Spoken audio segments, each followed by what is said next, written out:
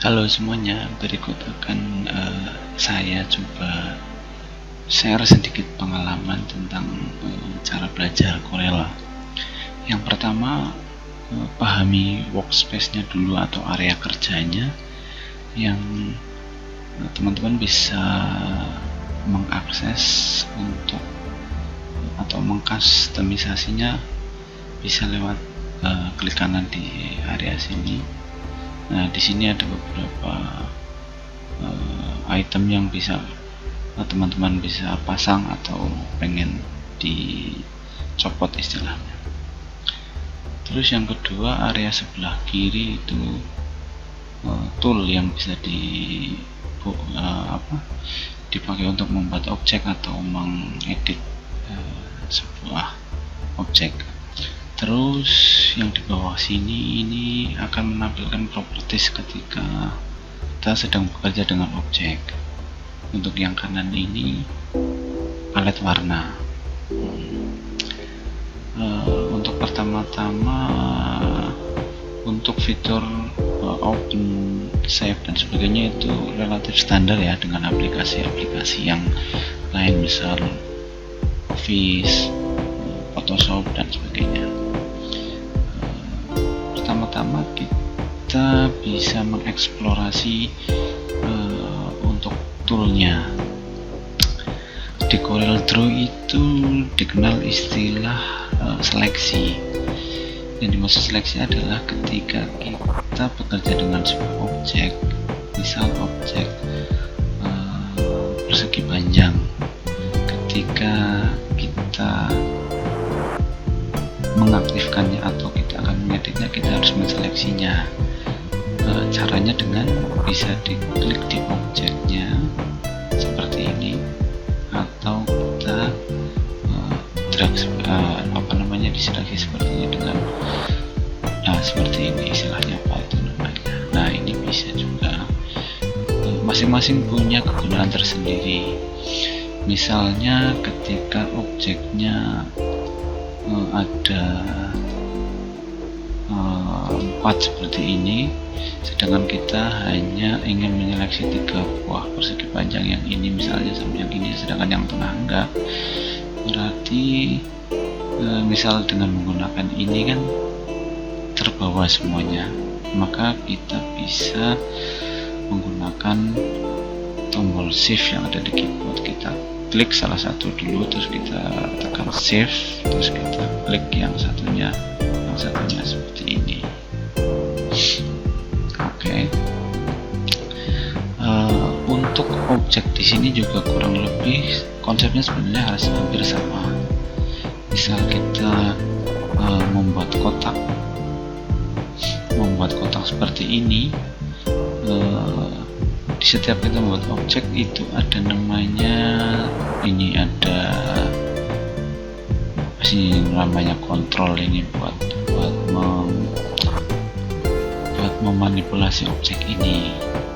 Nah, misalnya kita istilahnya ini dikecilkan atau istilahnya ya, dalam toolbar ini terdapat namanya di pojok kanan bawah ada segitiga atau namanya istilahnya drop down. Kalau ada tanda-tanda seperti itu, untuk mengaktifkannya bisa klik tahan, nanti menu-menu yang di dalamnya bisa terlihat. Nah, seperti itu. Misal ini bisa keluar hasil keluar tool-tool yang di dalamnya. Oke, sudah bisa dipahami ya. Untuk selanjutnya dalam membuat objek, yaitu kurang lebih ada 2 hal yang harus diketahui.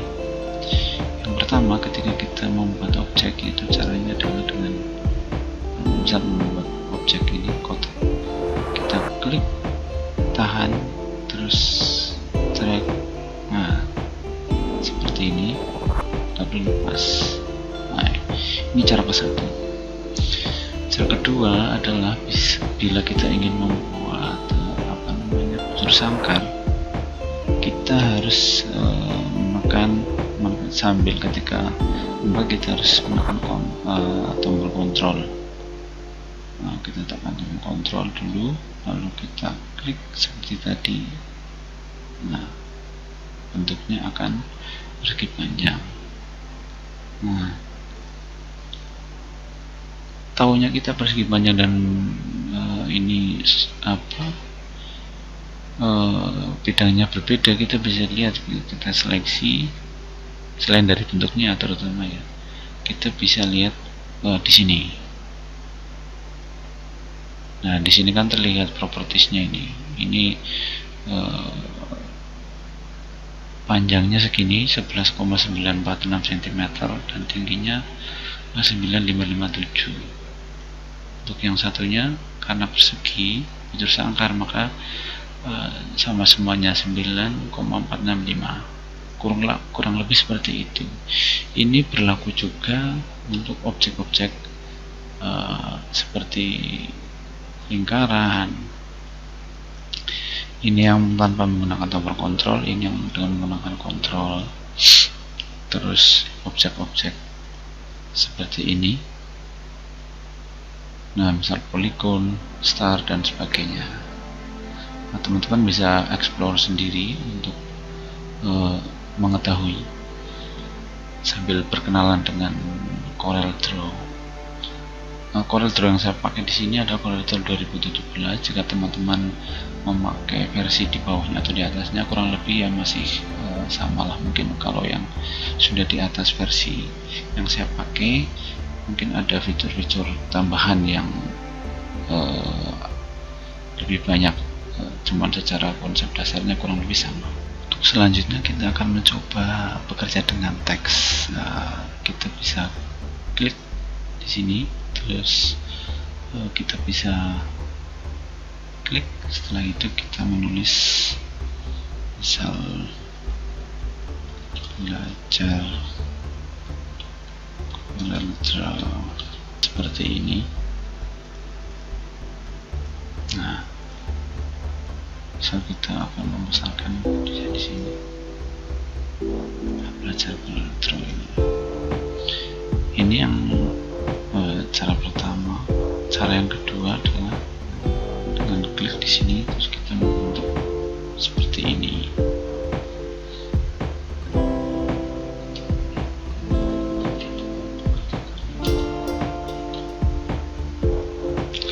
Untuk cara yang kedua ini biasanya digunakan untuk membuat teks yang panjang, misalnya sebuah paragraf dan sebagainya. Kalau di atas memang lebih ke teks yang lebih sedikit, misal untuk aplikasinya untuk logo atau caption yang singkat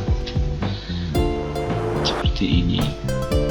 Nah, saat kita ketika propertiesnya mirip seperti Word, fontnya bisa kita ganti ukuran, tebal, tipisnya, underline dan sebagainya, terus alignmentnya atau rataan kiri atau kanan dan sebagainya, kurang lebih seperti itu. Di Corel sendiri kita bisa menggunakan zoom ya, misal kita bekerja dengan seperti ini kan kecil, kita bisa membesarkan dengan cara seperti ini, bisa seperti ini, atau dengan cara kita klik zoom seperti ini, terus kita drag di sini di bagian yang kita ingin perbesar dulunya, seperti itu. Nah, teman-teman bisa mengeksplorasi cara yang paling efektif dan sesuai dengan stylenya teman-teman semua. Kalau saran saya sih biasakan menggunakan yang ini karena akan lebih efektif kalau menurut saya, berdasarkan pengalaman saya. Oke, setelah kita belajar dengan teks, kita akan mencoba. Nah, oh ya teman-teman, bagi yang sedikit tip dari saya, Corel itu kalau sebisa mungkin harus memahami konsep yang di sini. Konsep dengan brazier dan pen tool itu sangat penting kalau menurut saya, karena intinya Corel kalau menurut saya di sini. Nah, dengan pen tool atau Bezier, teman-teman bisa membuat objek-objek yang tidak terkesan biasa, misalnya seperti ini. Nah, cara penggunaannya caranya seperti ini, bisa kurang lebih ada 2 atau 3 lah cara yang umum biasa digunakan. Yang pertama cara seperti ini, misal seperti ini. Ini kebetulan ini hidup snapnya, kita matikan dulu. Nah, seperti ini. Nah, kita bisa mengedit mengedit sisi-sisinya menjadi seperti ini. Cara mengeditnya bagaimana? Nah, teman-teman bisa klik 2 kali di sini sampai keluar tanda seperti ini. Terus kita bisa pilih ini, select all nodes. Nah, yang dimaksud nodes apa? Nodes ya ini titik-titik yang di sini yang di pojokan ini, ada 4 nodes seperti itu. Kita bisa klik semuanya. Lalu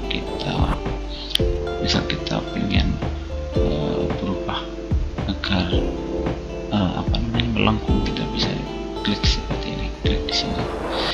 Nah, untuk melengkungkan caranya bisa teman-teman bisa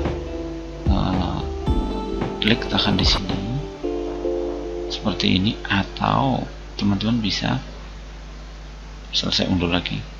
Nah, atau teman-teman bisa klik di node yang sebelah sini, terus ini kan ada namanya panah 2 ini ya. Nah, teman-teman bisa pergunakan ini. Nah, misalnya kita bentuknya seperti ini, terus kita buat seperti ini. Nah, kurang lebih seperti ini. Nah, seperti ini. Nah, ini yang cara pertama tadi. Cara yang keduanya, teman-teman bisa menggunakan seperti ini, langsung. Nah, seperti ini kurang lebih. Misal ini tik-tik tahan seperti ini. Nah, ketika kita ingin ini kok melengkung terus ya, nah kita harus kembali ke sini, ini biar nodenya mulai dari sini, biar nggak lanjut dari sini, kita harus tombol Alt nya di keyboardnya kita harus tekan, terus kita klik di sini sampai keluar tanda seperti itu, klik. Nah, nanti baru kita lanjutkan seperti ini, misal seperti ini. Nah, misal seperti ini.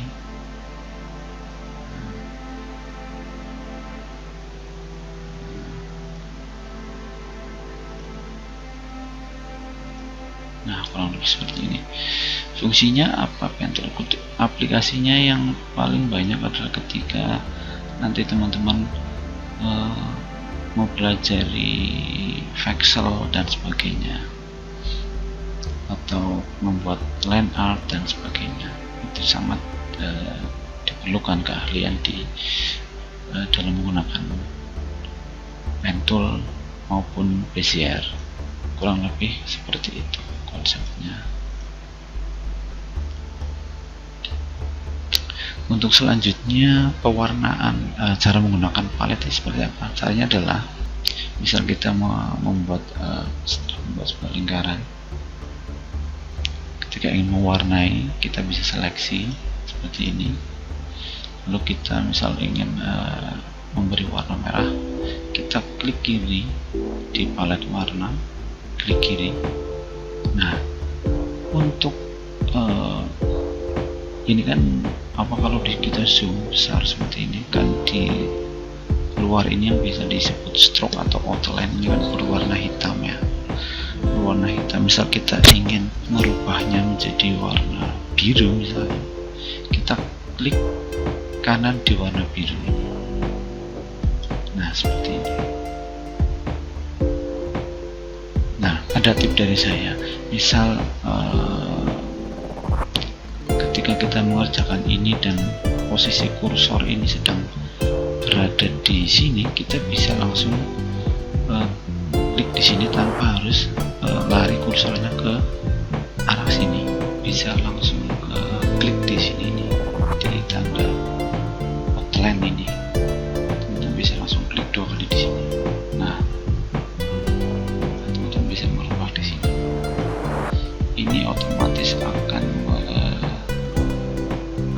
akan banyak properties yang bisa dimanfaatkan di sini. Misal ini ketebalan outline-nya, misal kita ingin membuat menjadi outline-nya menjadi 1 mm, terus stylenya kita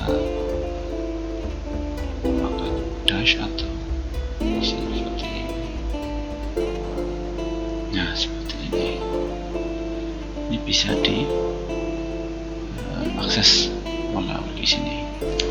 Mungkin teman-teman ada pertanyaan bagaimana untuk menghilangkan warna outline-nya atau warna fill color-nya. Caranya adalah seperti ini. Kita lihat di atas ini palet sebelah ini ada tanda silang. Misal kita ingin menghilangkan warna merah atau warna fill color-nya, kita bisa klik kiri, otomatis akan hilang. Misal kita warna merah lagi. Sedang ketika ingin menghilangkan outline ya, kita klik kanan di tanda silang ini. Seperti itu. Selanjutnya setelah kita tahu penggunaan tool yang berada di sini di toolbox maupun cara penggunaan paletnya, untuk selanjutnya ada beberapa konsep yang menurut saya sebaiknya teman-teman pahami untuk memahami secara menyeluruh tentang CorelDRAW. Yang pertama adalah tumpukan objek yang mau di sini adalah ketika kita membuat sebuah objek, misal kita kasih warna hitam, lalu kita membuat lingkaran, kita warna merah. Untuk objek yang terakhir dibuat akan otomatis berada di atas objek yang sebelumnya dibuat. Misal kita objek lagi, misal seperti ini, warna kuning otomatis akan berada di atas warna merah dan warna hitam. Gimana supaya kita bisa yang warna kuning ini atau polygon ini bisa ke urutan nomor 2? Caranya adalah shortcutnya atau cara paling gampangnya adalah kita tekan Ctrl dan tekan page down dikit sekali. Nah, otomatis si objek akan turun ke layer lah istilahnya, layer kedua, dan bisa kita sekali lagi dia akan turun ke layer terakhir atau di bawahnya. Sedangkan untuk misal si objek yang berwarna kuning tadi ingin kita naikkan ke layer ke atas, caranya adalah kita bisa mempercepatnya dengan cara agar sekali kerja langsung ke atas. Caranya adalah dengan shift kita tekan lalu page up sekali, otomatis si objek akan berada di atas sendiri.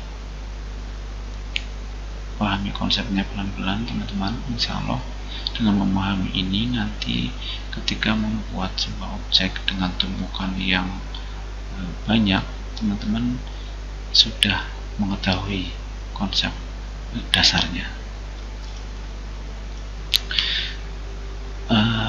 Setelah tips yang tentang tumpukan objek atau layering, yang kedua adalah tentang weld, trim, intersect dan sebagainya. Pengetahuan tentang itu akan bermanfaat ketika kita akan kita ada kalanya membutuhkan objek-objek yang tidak biasa.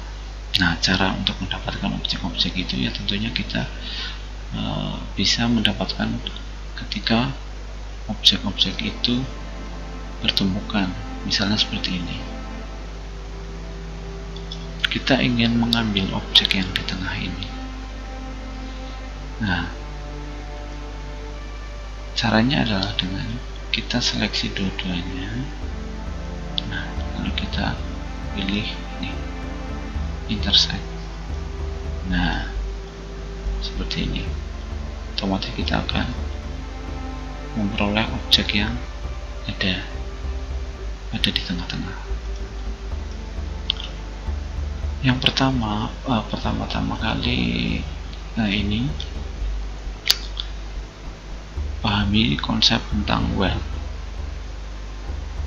buat mungkin istilahnya ya mengelas itu ya, mengelaskan jadi, atau welding itu kan, jadi dari dua objek menjadi satu, otomatis konsepnya seperti itu. Jadi menggabungkan dua objek, misal kita weld dua objek ini, bentuknya akan jadi seperti ini.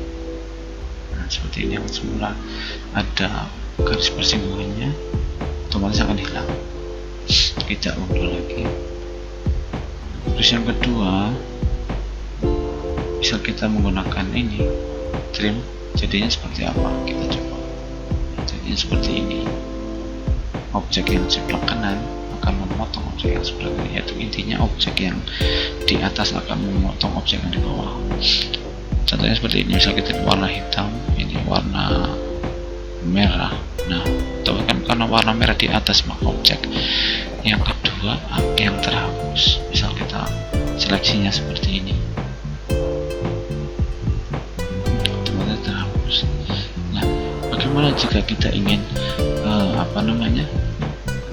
yang hitam ini yang memotong yang ini? Maka caranya adalah kita klik ini, terus pertama kali, terus yang kedua ini, lalu kita klik. Nah, otomatis akan seperti itu. Jadi seolah-olah kita memberitahu komputer bahwa objek yang hitam ini akan untuk memotong yang merah, kurang lebih seperti itu. Pahami konsep ini dengan sebaik-baiknya, nanti teman-teman akan sangat bermanfaat sekali ketika nanti teman-teman membuat objek-objek yang tidak biasa, atau teman-teman ketika belajar tipografi dan sebagainya akan bermanfaat sekali memahami konsep weld, trim, intersect dan sebagainya. Itu tips yang kedua. Untuk tips yang ketiga adalah tentang ini,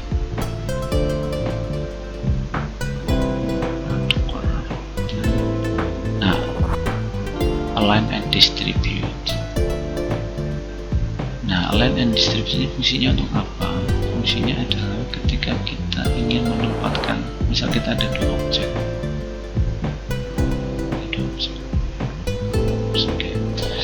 misal kita ingin menempatkan objek ini, kita warna merah, misal kita ingin menempatkan objek ini di tengah-tengah ini, misal kita sama dengan secara manual, kelihatannya sudah di tengah tapi faktanya belum.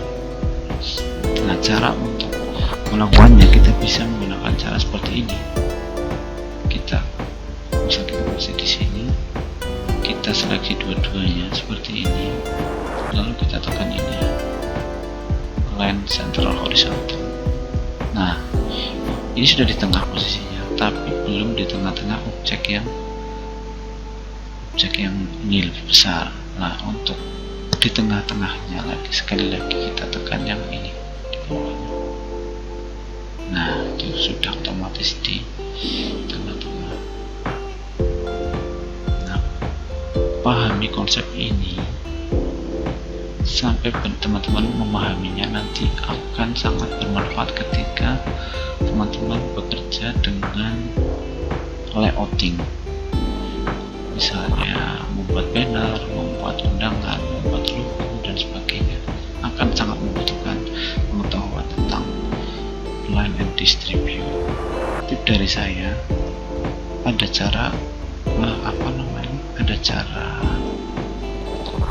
shortcutnya, pelajari shortcutnya. Misal seperti ini, kita ingin menempatkan persegi ini ke tengah-tengah ini, kita bisa dengan menggunakan shortcut seperti ini. Kita seleksi dua-duanya, lalu kita tekan huruf E, terus C.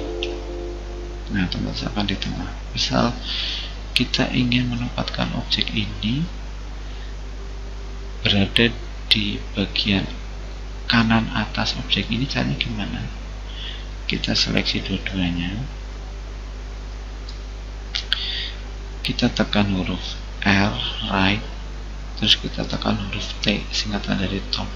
Nah, ini jadi singkatan, misal kita ingin menempatkan ini di sebelah pojok kiri atas, maka kita bisa klik seperti ini, kembalikan, berarti kita left top sudah. Misal kita ingin menempatkan objek ini di kiri bawah, berarti left bottom.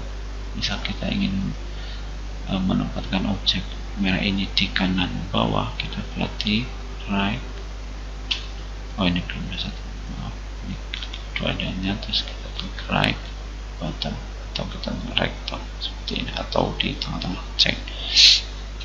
Nah, seperti itu. Pahami sampai paham, insya Allah akan sangat bermanfaat bagi teman-teman. Itu tips yang kedua ya, ketiga ya.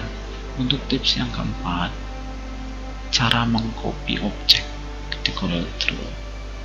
Yang pertama, misal kita membuat objek seperti ini, lalu kita ingin mengkopinya, teman-teman bisa cara yang umum, yaitu dengan Ctrl C lalu Ctrl V. Itu bisa kita lakukan seperti itu, kita tekan Ctrl C lalu Ctrl V. Nah, ini otomatis sudah ada dua objek. Cara yang pertama.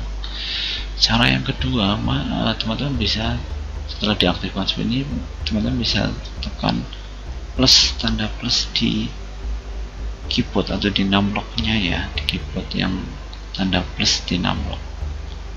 Nah, seperti ini sekali. Ketika kita klik, sudah ada dua. Untuk cara yang ketiga adalah teman-teman ketika ingin membuat ini terus bisa seperti yang biasa saya lakukan adalah ketika kita geser ke sini, misal kita ingin mencoba kopinya dengan objek yang propertiesnya sama, lalu kita klik kiri, geser ke kanan.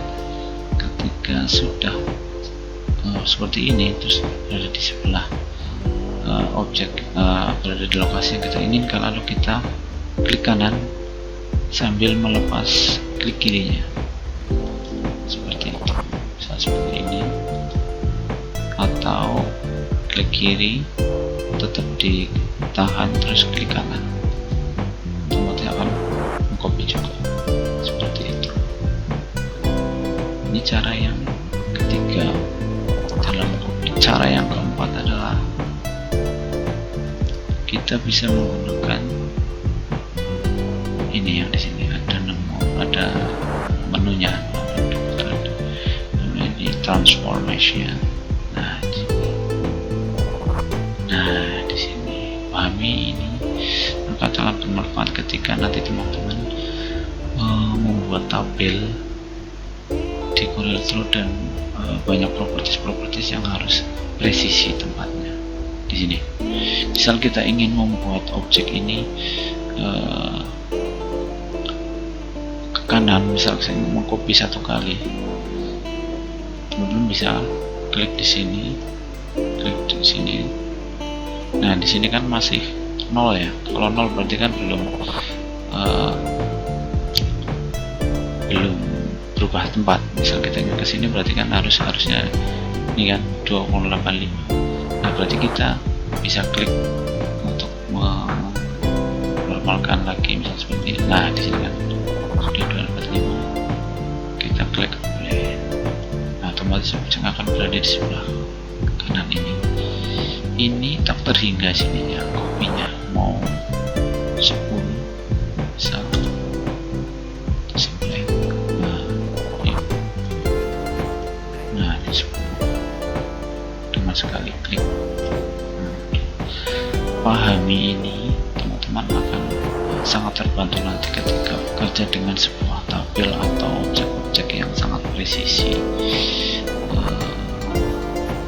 presisi lokasinya. Untuk berikutnya akan saya coba berikan beberapa tips berdasarkan pengalaman saya menggunakan CorelDRAW agar bekerja lebih efektif dan lebih cepat ya. Yang pertama, manfaatkan ini namanya nudge distance. Ini berguna, nah misal objek ini misal kita ingin menggerakkan. Misal suatu saat nanti pas teman-teman ketika belajar Corel ada hal-hal yang harus sifatnya presisi atau sudah ditentukan, ini harus ke bawah berapa senti, ke samping berapa senti, dan sebagainya. Nah, misal kita ingin seperti itu, misal kita sudah ditentukan, oh ini objek ini harus diturunkan 5 cm ke bawah, caranya seperti apa? Klik objek di sini. Nah, ini penggunaan yang ini berarti misal kita seperti tadi yang misalnya objek ini harus turun ke bawah sebesar 5 cm, kita bisa klik di sini, klik 2 kali saja, terus 5 cm, terus enter. Setelah itu kita klik objek yang harus digeser, kita klik objeknya, lalu kita tekan tanda panah di keyboard, panah atas, yang ada panah atas, bawah, samping, dan biasanya tombol-tombol tersebut ada di samping tombol numlock. Nah, seperti itu, kita coba ke bawah. Nah, otomatis objek yang ini bergeser 5 cm ke bawah. Misal kita ke kanan, dia juga bergeser 5 cm. Nah, pahami ini sekali lagi, ini akan sangat membantu teman-teman jika suatu saat menggunakan Corel yang ditentu harus pergerakannya presisi. Untuk selanjutnya, tips yang sangat bermanfaat adalah ketika kita harus menggeser objek, sedangkan objek itu harus horizontal. Sedangkan misal kita menggunakan tanpa menggunakan tombol kontrol, dia akan seperti ini karena tangan kita nggak bisa menahan pergerakan kursor sedikit, sangat sensitif, jadinya pergerakan sedikit saja sudah membuat objek ini tegak, sudah tidak horizontal, seperti itu yang saya maksudkan. Caranya adalah tekan tombol kontrol lalu kita geser, otomatis objek ini akan horizontal sesuai pergerakan di awal. Misal pergerakan di awalnya ke atas atau ke bawah, dia juga akan menjaga itu, menjaga dia akan tetap horizontal ketika pergerakan di awalnya. Ini akan sangat membantu. Tips yang ketiga adalah ketika kita sudah harus bekerja dengan perbedaan objek dengan kurva ya. Misal objek ini yang sebelumnya sudah saya katakan, objek ini kan masih mempunyai properti seperti ini, propertinya masih biasa, masih bisa menggunakan kita putar dan sebagainya, mirroring dan sebagainya, atau ini pojoknya dilengkungkan dan sebagainya, karena masih hitungannya masih kotakan normal gitu. Nah, misal kita ingin merubah ini agar menjadi mode node, kita harus merubahnya menjadi kurva. Cara yang pertama adalah klik kanan, convert to curve, klik.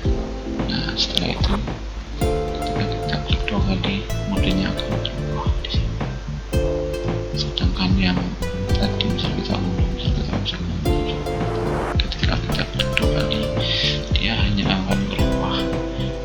Ini saya kontrol poinnya saja.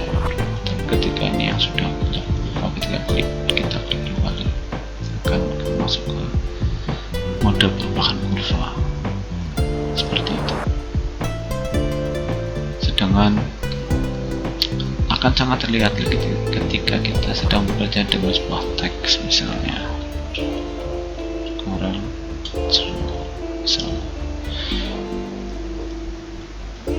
ini masih properties teks biasa karena ya masih muncul ini ada menu untuk merubah fontnya, jenis fontnya.